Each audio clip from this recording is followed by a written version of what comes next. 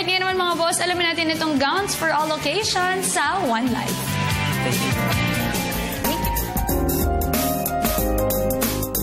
Good morning mga boss! Good morning!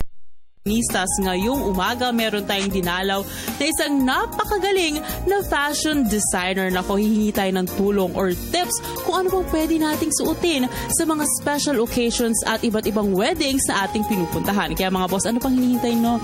Halika't samahan nyo kung kilalanin kung sino ito.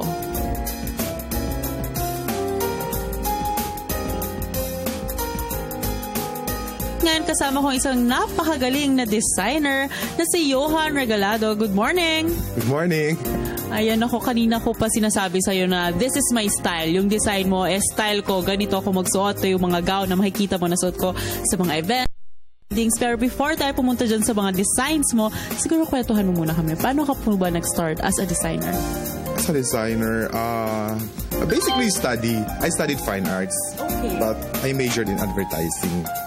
Eventually, through the process, I discovered that I'm more into fashion. That's why I made it a career. Mukha naman talagang andito yung forte dahil napakaganda ng mga designs mo. Ano ba yung style? Yung style mo, yung distinct style na meron sa'yo na hindi makikita sa ibang designers? Actually, I'm more into the basic cut. Okay. The classic ones.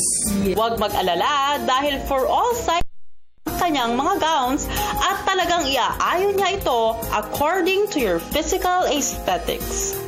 Like this one, we can add sleeves. Okay. If your arms are a little bit bigger. And for the cut here, we could make it longer. Okay.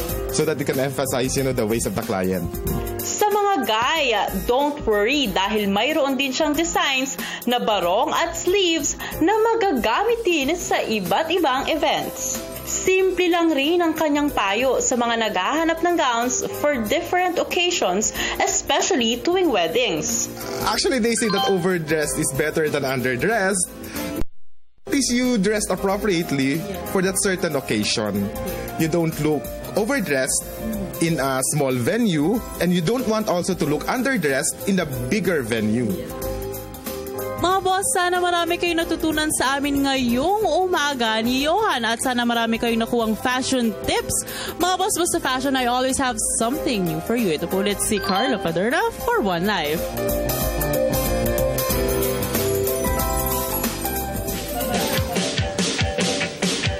Ayan mga boss, sana may natutunan naman kayo sa One Life Fashion. Ayan, gown for all occasions.